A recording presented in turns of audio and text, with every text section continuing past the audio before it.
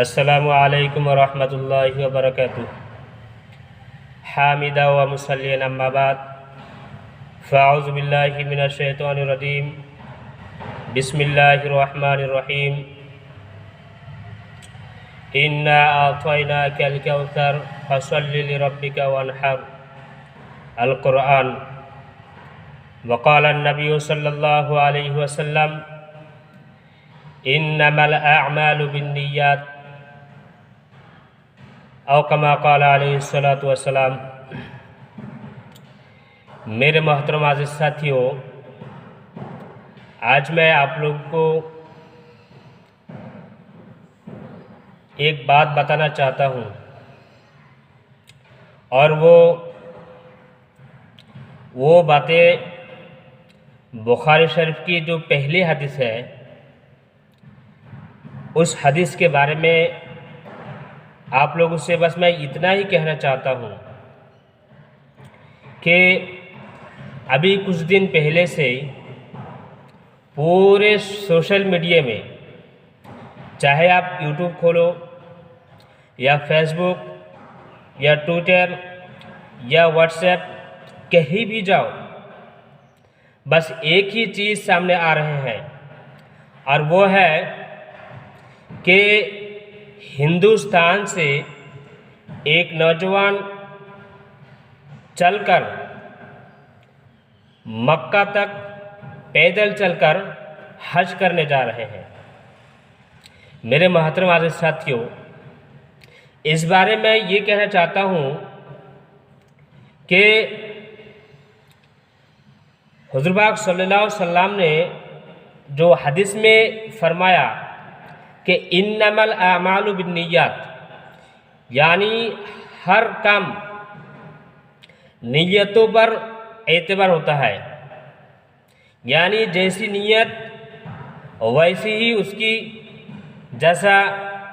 और अगर नीयत में खोट हो, अगर नीयत में दिखावा हो, अगर आप किसी को दिखाना चाहते हो कोई काम दीन की मुताल्लिक से, चाहे वो काम छोटी सी क्यों ना हो, अगर आपके अंदर रिया हो, दिखावा हो, शोहरत हो, तो बस वो काम करना ना करना दोनों बराबर है।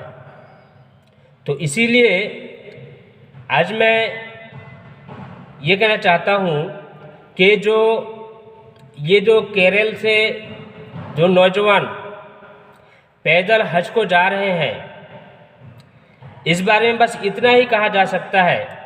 अगर कोई ये सवाल करे कि जैसे इस हाई-फाई दौर में कोई हिंदुस्तान से चलकर अगर कोई हज को जाए तो क्या उसकी ज़्यादा फजीलत है? क्या कोई पैदल हज कर सकते हैं? क्या कोई मतलब सफ़र हज की जो अखराजात है, वो सारी चीज़ मुहैया होने के बावजूद अगर कोई शख्स पैदल चलकर हज को जाए तो क्या ये ज़्यादा सवाब है या हवाई जहाज़ से जाना ज़्यादा सवाब है? और दूसरी बात यह है कि पैदल हज करने के बारे में हुज़ूर अकरम सल्लल्लाहु अलैहि वसल्लम ने किसी हदीस में यह फरमाया कि पैदल हज करना ज़्यादा सवाब है।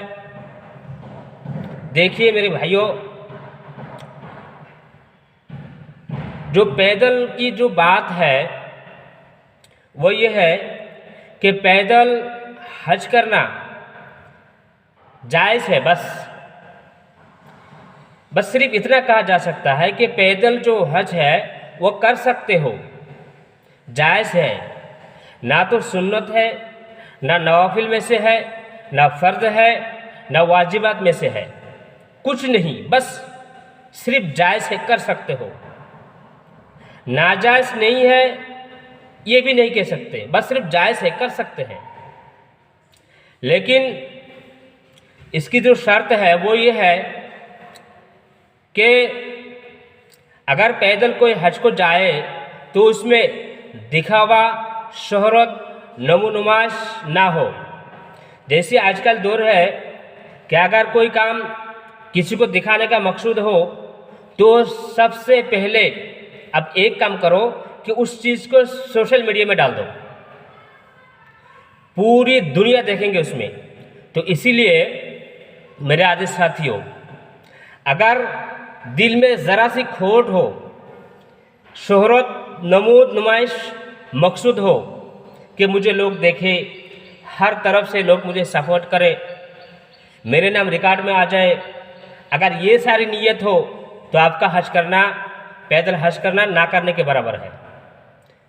तो जैसे कि कुछ उलमाए किराम ये कह रहे हैं कि जो केरल के जो नौजवान है शिहाब साहब, वो जो पैदल हज कर रहे हैं बस सिर्फ दिखावा के लिए है।